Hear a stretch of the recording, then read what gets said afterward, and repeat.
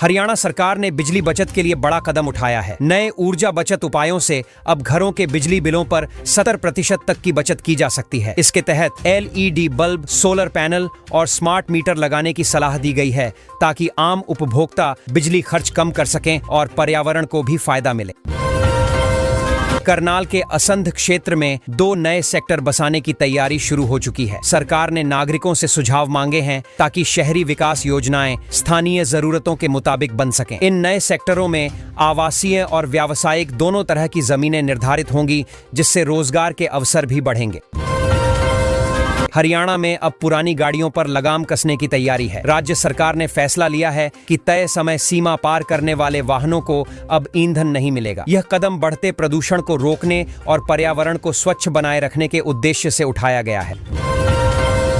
बहादुरगढ़ से आसौदा तक 6 मेट्रो स्टेशनों के निर्माण का प्रस्ताव सामने आया है। फिजिकल सर्वे शुरू हो चुका है और इस रूट से लाखों लोगों को सीधा फायदा होगा। इससे दिल्ली NCR और हरियाणा के बीच आवागमन आसान होगा और यातायात का दबाव कम होगा। हरियाणा के नए DGP ने करनाल पहुंचकर कहा कि पुलिस का मुख्य उद्देश्य राज्य में तनाव मुक्त माहौल बनाना होगा। उन्होंने अधिकारियों से कहा कि जनता के साथ संवाद बढ़ाएं और शिकायतों पर त्वरित कार्रवाई करें ताकि लोगों का भरोसा कायम रहे। हरियाणा वासियों से दीपावली सुरक्षित मनाने की अपील की गई है। स्वास्थ्य विभाग ने पटाखों से बचाव, धुएं और एलर्जी से निपटने के लिए एडवाइजरी जारी की है। साथ ही बच्चों और बुजुर्गों को प्रदूषण से दूर रखने की सलाह दी गई है ताकि त्योहार का आनंद बिना परेशानी के लिया जा सके। गुरुग्राम NCR में 18 से 20 अक्टूबर तक केवल ग्रीन पटाखों की अनुमति दी गई है। प्रशासन ने तय किया है कि इस दौरान निगरानी टीमें दुकानों पर नजर रखेंगी ताकि अवैध पटाखों की बिक्री रोकी जा सके और हवा की गुणवत्ता बनी रहे। गुरुग्राम में अब बहुमंजिला पार्किंग में वाहनों को चार्ज करने की सुविधा दी जाएगी। प्रशासन ने यह पहल मोबिलिटी को बढ़ावा देने के लिए की है। इससे गाड़ियों को चार्जिंग स्टेशन खोजने की दिक्कत नहीं होगी और प्रदूषण भी घटेगा। गुरुग्राम में दीपावली से पहले हवा की गुणवत्ता खराब हो गई है। शहर का AQI 267 तक पहुंच गया है, जो खतरनाक स्तर के करीब है। विशेषज्ञों के अनुसार बढ़ता वाहन धुआं, पटाखों की बिक्री और निर्माण कार्य प्रदूषण की मुख्य वजह है। बहादुरगढ़ में खाद्य सुरक्षा विभाग ने मिठाई दुकानों पर छापेमारी की। दीपावली के मद्देनजर की गई जांच में कई दुकानों से सैंपल लिए गए। खराब मिठाई बेचने वालों पर सख्त कार्रवाई की जाएगी ताकि लोगों की सेहत से कोई खिलवाड़ न हो। सोनीपत जिले में स्वर्णप्रस्थ संग्रहालय जल्द ही जनता के लिए खुलने जा रहा है। इसमें 100 साल पुराना रहट और अन्य ऐतिहासिक वस्तुएं मुख्य आकर्षण होंगी। यह संग्रहालय हरियाणा की सांस्कृतिक धरोहर को नई पहचान देगा। सोनीपत में डेंगू के मामलों ने स्वास्थ्य विभाग की चिंता बढ़ा दी है। अब तक जिले में 62 मरीज सामने आ चुके हैं। प्रशासन ने फॉगिंग और सफाई बढ़ाने के निर्देश दिए हैं ताकि मच्छरों के प्रजनन को रोका जा सके। गुरुग्राम में अवैध कॉलोनियों पर प्रशासन का बुलडोजर चला है। करीब 17 एकड़ में बने मकान, दुकान और PG को तोड़ दिया गया है। अधिकारियों का कहना है कि ये निर्माण बिना मंजूरी के किए गए थे और शहर की योजना का उल्लंघन कर रहे थे।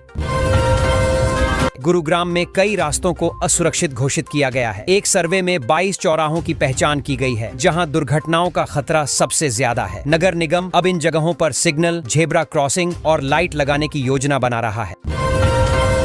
हरियाणा के शिक्षा मंत्री ने जनता दरबार में लोगों की समस्याएं सुनी और अधिकारियों को तत्काल समाधान के निर्देश दिए। उन्होंने कहा कि हर शिकायत का निष्पक्ष निपटारा होना चाहिए ताकि जनता का सरकार पर विश्वास बना रहे। गुरुग्राम में एक अनोखा मामला सामने आया जब एक पुलिस अधिकारी को कार चालक ने बोनट पर 70 मीटर तक घसीट दिया। आरोपी को तुरंत गिरफ्तार कर लिया गया है। यह घटना ट्रैफिक चेकिंग के दौरान हुई थी और पुलिस ने इसे गंभीर अपराध बताया है। जम्मू पुलिस ने झज्जर कोटली क्षेत्र से एक भगोड़े को गिरफ्तार किया है। आरोपी पर कई मामलों में वांछित होने का आरोप था और वह लंबे समय से फरार था। पुलिस की सतर्कता से बड़ी सफलता मिली है। गुरुग्राम में एक कपल ने फिल्मी अंदाज में सड़क पर खड़ी स्कूटी चोरी कर ली। लॉक तोड़ने का पूरा मंजर CCTV में कैद हो गया। पुलिस ने वीडियो के आधार पर जांच शुरू कर दी है और आरोपियों की तलाश जारी है। विराट कोहली ने गुरुग्राम में अपने 80 करोड़ के बंगले की पावर ऑफ अटॉर्नी अपने बड़े भाई को सौंप दी है। अब बंगले से जुड़ी सभी कानूनी प्रक्रियाएं उनके भाई के नाम से होंगी। बताया जा रहा है कि यह फैसला पारिवारिक सहमति से लिया गया है। हरियाणा कांग्रेस में अनुशासनहीनता के मामलों पर राव नरेंद्र ने सख्ती दिखाई है। वोट चोर गद्दी छोड़ कार्यक्रम में हुए हंगामे के बाद मनीषा सांगवान से जवाब तलब किया गया है। पार्टी ने साफ कहा है कि अनुशासन भंग करने वालों को बख्शा नहीं जाएगा। गुरुग्राम के एक अस्पताल में मरीजों के ठीक होने पर स्टाफ ने जश्न मनाया और उन्हें सम्मानित किया। अस्पताल प्रबंधन ने कहा कि यह पहल मरीजों का हौसला बढ़ाने और सकारात्मक माहौल बनाने के लिए की गई है।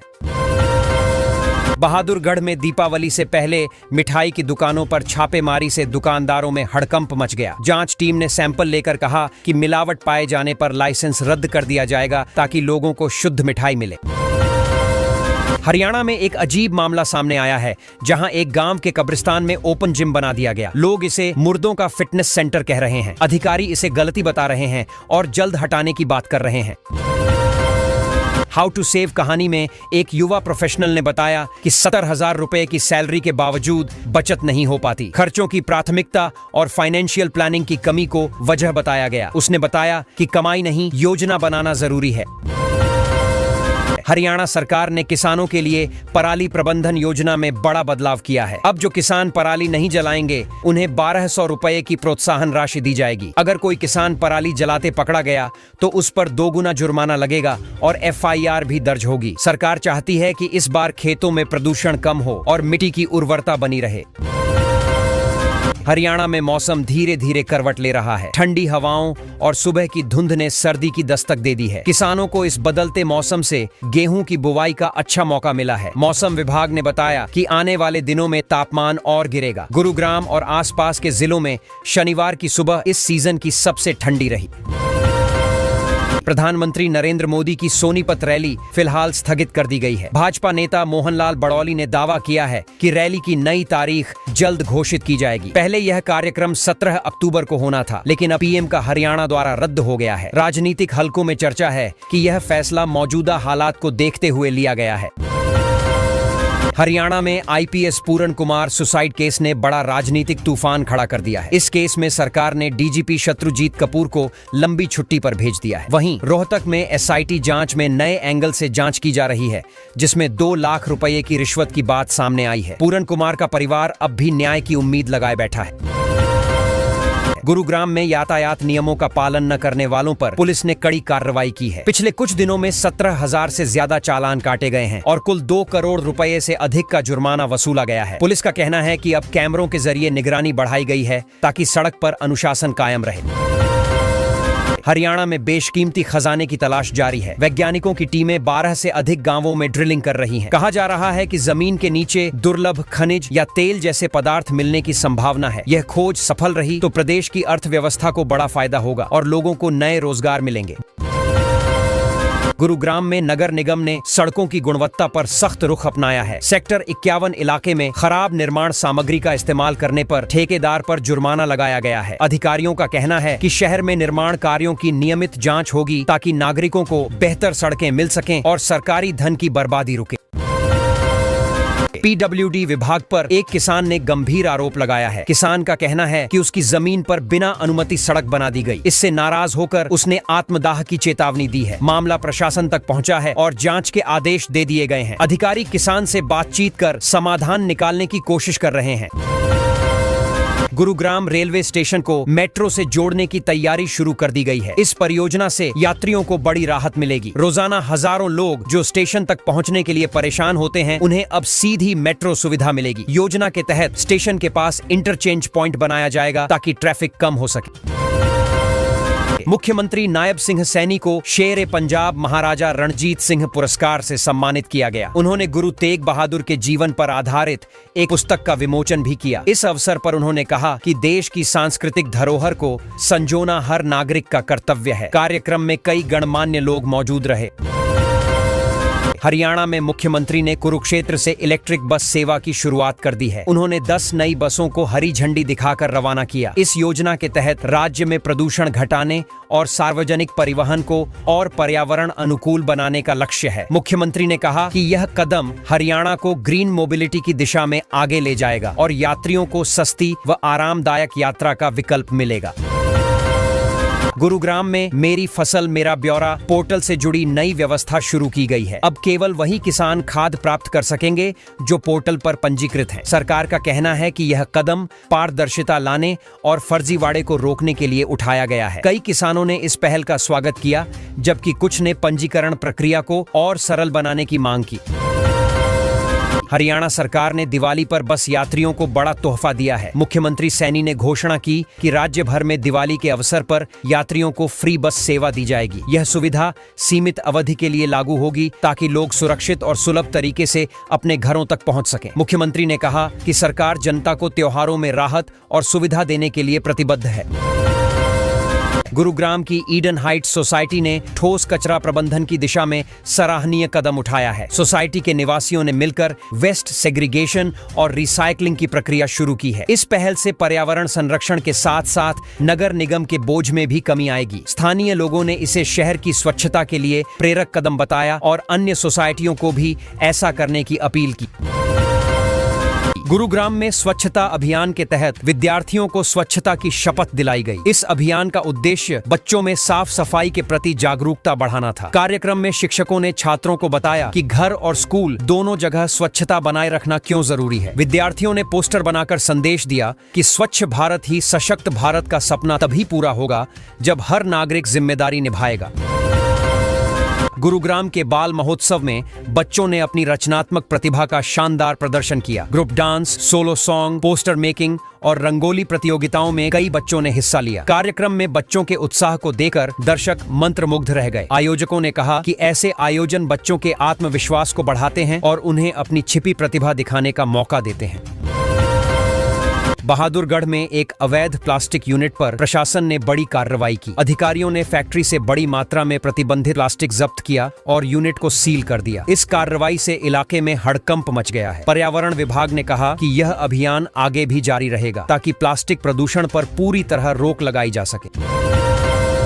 गुड़गांव में 6 करोड़ रुपए से बनी सड़क एक ही दिन में टूट गई, जिससे शहर वासियों में गुस्सा है। नगर निगम ने जांच कर ठेकेदार पर 57 लाख रुपए का जुर्माना लगाया है। अधिकारियों ने माना कि सड़क निर्माण में गुणवत्ता की अनदेखी की गई थी। अब निगम ने चेतावनी दी है कि भविष्य में लापरवाही पर और कड़ी कार्रवाई की जाएगी। गुरुग्राम में ट्रैफिक पुलिस ने चालान काटने की रफ्तार तेज कर दी है। पिछले 10 महीनों में 53,000 से ज्यादा गाड़ियों पर कार्रवाई की गई। पुलिस ने बताया कि ज्यादातर चालान ओवर स्पीडिंग और रेड सिग्नल जंप करने पर हुए हैं। अधिकारियों ने कहा कि यह अभियान सड़क सुरक्षा सुनिश्चित करने और ट्रैफिक नियमों का पालन कराने के लिए चलाया जा रहा है। गुरुग्राम में गैस सिलेंडर फटने से एक बड़ा हादसा हो गया। हादसे में 2 बच्चों सहित 4 लोग घायल हुए हैं। धमाके की आवाज इतनी तेज थी कि आसपास के मकानों की खिड़कियां तक हिल गईं। फायर ब्रिगेड और पुलिस ने मौके पर पहुंचकर राहत कार्य शुरू किया। घायलों को अस्पताल में भर्ती कराया गया, जहां उनकी हालत स्थिर बताई जा रही है। बहादुरगढ़ में वायु गुणवत्ता सूचकांक 229 तक पहुंच गया है, जिससे लोगों की परेशानी बढ़ गई है। प्रशासन ने दिवाली से पहले ग्रेप वन की पाबंदियां लागू कर दी हैं। अब निर्माण कार्य और खुले में जलाने पर रोक लगाई गई है। अधिकारियों ने लोगों से अपील की है कि वे पटाखे न जलाएं और प्रदूषण नियंत्रण में मदद करें। हरियाणा के राष्ट्रपति और प्रधानमंत्री नरेंद्र मोदी का राज्य द्वारा स्थगित कर दिया गया है। दोनों नेता कुछ सरकारी कार्यक्रमों में शामिल होने वाले थे, लेकिन आखिरी समय में कार्यक्रम रद्द कर दिया गया। सुरक्षा कारणों और शेड्यूल व्यस्तता की वजह से यह निर्णय लिया गया है। अब यह दौरा नवंबर में संभावित माना जा रहा है। बहादुरगढ़ में पिछले 32 घंटे में 45 मिलीमीटर से अधिक वर्षा दर्ज की गई है। कई इलाकों में खेतों और सड़कों पर पानी भर गया है। बिजली विभाग ने बताया कि 50 से ज्यादा जगह बिजली के खंभे टूट गए हैं। प्रशासन राहत कार्य में जुटा है। झज्जर में दिवाली के फेस्टिव सीजन को देखते हुए बसों के शहर के अंदर प्रवेश पर अस्थायी रोक लगा दी गई है। यह नियम 15 अक्टूबर से लागू होगा। परिवहन विभाग ने बताया कि इससे शहर में ट्रैफिक जाम की समस्या कम होगी। लोगों को बस स्टैंड से आगे के सफर के लिए ऑटो या अन्य साधनों का उपयोग करना होगा। गुरुग्राम के सफाई कर्मियों ने अपनी परेशानियां जाहिर की हैं। उनका कहना है कि उन्हें 2 महीने से वेतन नहीं मिला, जिससे त्योहार पर घर चलाना मुश्किल हो गया है। सफाई कर्मियों ने दुख जताते हुए कहा कि अगर जल्द वेतन जारी नहीं हुआ तो वे हड़ताल पर जा सकते हैं। नगर निगम अधिकारियों ने कहा कि जल्द भुगतान कर दिया जाएगा। झज्जर में रसगुल्ला फैक्ट्री और उसके रिटेल स्टोर पर खाद्य विभाग ने छापा मारा। टीम ने मिठाइयों के नमूने लिए और जांच के लिए भेज दिए हैं। विभाग को संदेह था कि मिठाई में खराब दूध और मिलावटी सामग्री का उपयोग हो रहा है। अब रिपोर्ट आने के बाद कार्रवाई की जाएगी। स्थानीय लोगों ने कहा कि ऐसे अभियान नियमित चलने चाहिए। केंद्रीय गृह मंत्री अमित शाह गुरुग्राम में एनएसजी स्थापना दिवस समारोह में शामिल होंगे। इस मौके पर वह एनएसजी कमांडो से मुलाकात करेंगे और नई प्रशिक्षण परियोजनाओं का उद्घाटन करेंगे।